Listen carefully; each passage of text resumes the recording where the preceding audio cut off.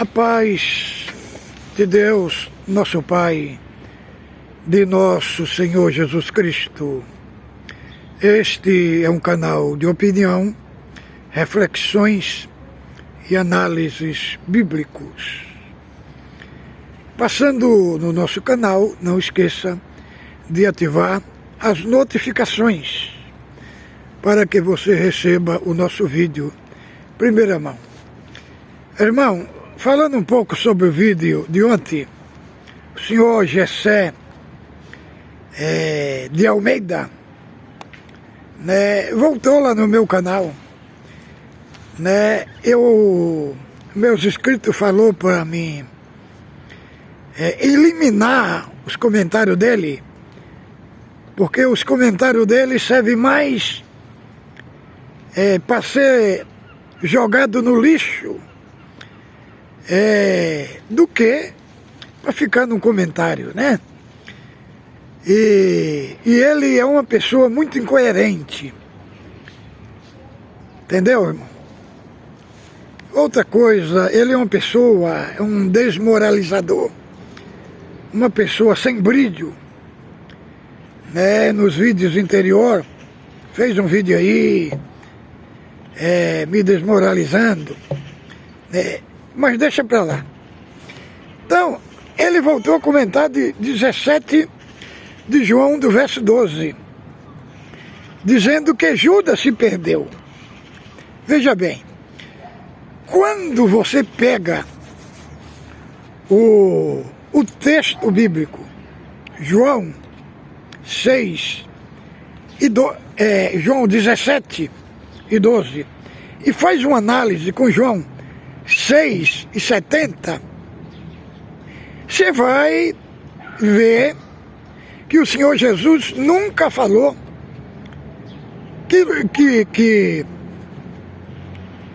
que Judas se perdeu. Por quê? No 6 e 70, lá está escrito, próprio Cristo falando sobre Judas, que ele era do diabo. Entendeu?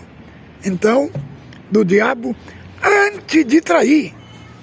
Então você vê que fica uma incoerência, né? Nós não podemos fazer uma doutrina só em cima de um versículo. Nós temos que ver o que toda a Bíblia diz. Toda a Bíblia diz que Judas nunca foi salvo. Ele foi ladrão, irmão. Ele roubava as ofertas do Senhor. E nós não encontramos elementos para falar que Judas foi salvo. E ele é colocado como o traidor. Entendeu? Então, se ele tivesse sido salvo, o Senhor teria guardado ele, como está lá no 12, né? Que o Senhor guardou o que era seu. Se ele fosse salvo mesmo, ele não tinha se perdido, como tá lá, que o Senhor guardou aqueles que são seus para não se perder. Então, entendeu? Então, os que verdadeiramente foram salvos, foram guardados por Deus. Então, esse senhor, ele é muito incoerente. E você pega o texto de João 17, 12 e faz uma análise com João 6 e 70. Lá fala antes de ele trair.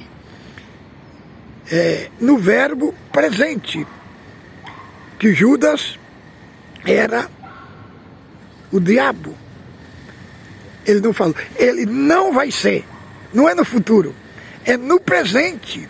Então, analisando o capítulo 17, 12, com 6 e 70, você vê verdadeiramente que a palavra do Senhor ali é significando que Judas nunca foi salvo, terminando com esse espantalho arminiano.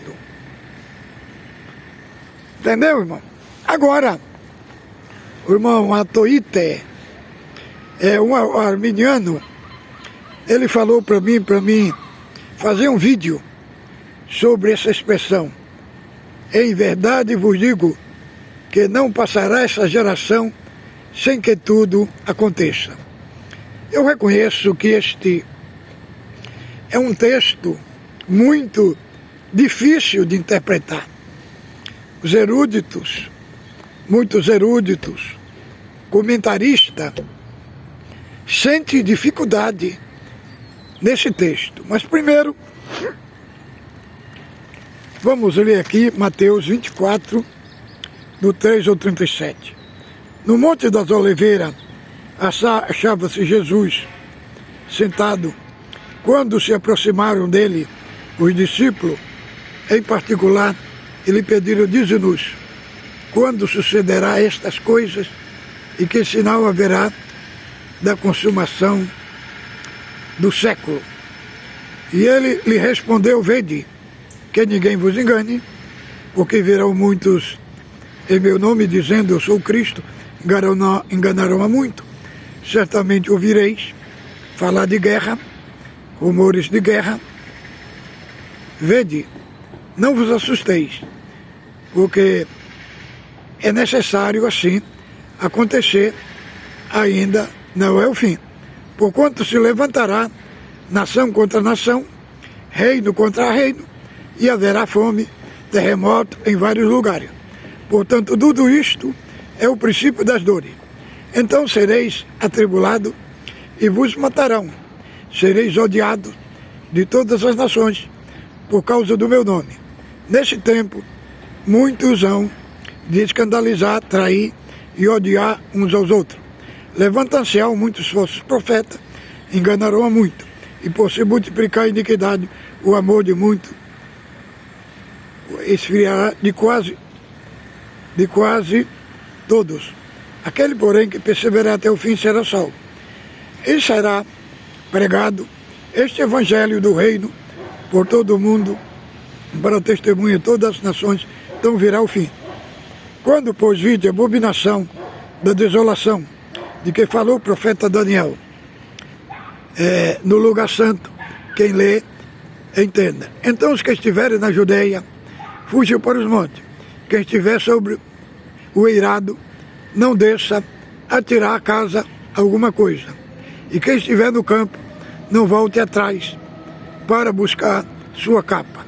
Ai da que estiverem grávidas e das que amamentarem naquele dia. Orai para que a vossa fuga não seja no inverno nem no sábado, porque neste tempo haverá grande tribulação, como desde o princípio do mundo até aquele tempo. Tem e nem haverá jamais. Se não tivesse aqueles dias sido abreviado, ninguém seria salvo. Mas por causa dos escolhidos, tais dias serão abreviados. Então, se alguém vos disser: eis que Cristo aqui, ou ele ou ali, não acrediteis, porque surgirão falsos cristos, falsos profetas, operando grandes sinais e prodígios, engana, e se possível, os próprios eleitos. Vede que eu tenho predito. Portanto, se vos disserem: eis que está no deserto, não saiais. Ou eilo no interior da casa, não acreditei, porque assim como o relâmpago sai no oriente e se mostra até no ocidente, há de ser a vinda do Filho do Homem. Onde estiver o cadáver, aí se juntarão os abutres. E logo, em seguida da tribulação daquele dia, o sol escurecerá, a lua não dará sua claridade, e as estrelas cairão do firmamento, e os poderes do céu serão abalados. Então aparecerá no céu o sinal do Filho do Homem, e todos os povos da terra se lamentarão, e verão o Filho do Homem vindo sobre as nuvens do céu, com poder e muita glória. E ele enviará os seus anjos, com grande clamor de trombeta, os quais reunirão seus escolhidos dos quatro ventos, de uma da outra da extremidade do céu. Aprendei, pois, a parábola da figueira, quando já os seus ramos se renove e as suas folhas bota a saber que está próximo o verão. Assim também, vos quando vide todas estas coisas, sabei que está próximo às portas. Em verdade vos digo que não passará essa geração sem que todas estas coisas aconteçam. Então, irmãos, é um texto muito difícil de interpretá-lo. Mas como eu li todo esse texto, tem também o texto lá de Marcos, do capítulo 13, do verso 14 até o 20, nós vemos também falando desse aspecto escatológico, né? E Lucas também, 21, 20 a 24. E Mateus, do 24, do verso 1 ao 34. Né? Todo estes conjunto de texto que está abordando, está Cristo explicando duas perguntas que os discípulos fizeram. Falou, mestre, qual será? E falou para ele, e esta que bela são essas construções do templo. O Senhor falou, não ficará pedra sobre pedra que não seja derribada. Então o discípulo falou, qual será o final destas coisas e do fim do mundo? Então Cristo vem abordando este assunto do capítulo 24, do verso 3 até o 34, falando do surgimento dos falsos profetas, sinais no céu, na natureza, terremoto. E aqui ele fala englobando da sua segunda vinda. Então, os preteristas, eles têm dificuldade nesse texto, porque eles dizem que Cristo veio no ano 70. E no ano 70, não está escrito que as estrelas caíram do céu, que as potências do céu foram abaladas. Então, aqui nós temos um texto histórico escatológico. 24 e 15 fala dessa tribulação, que o Senhor falou que Jerusalém seria sitiada, né? Então haveria ali uma grande tribulação que se cumpriu no ano 70, quando Tito Vespasiano invadiu Jerusalém, destruiu o templo e matou muitos judeus. Então, aí o Senhor abordou desta tribulação, né? Mas aqui nós encontramos um cumprimento de uma profecia dupla.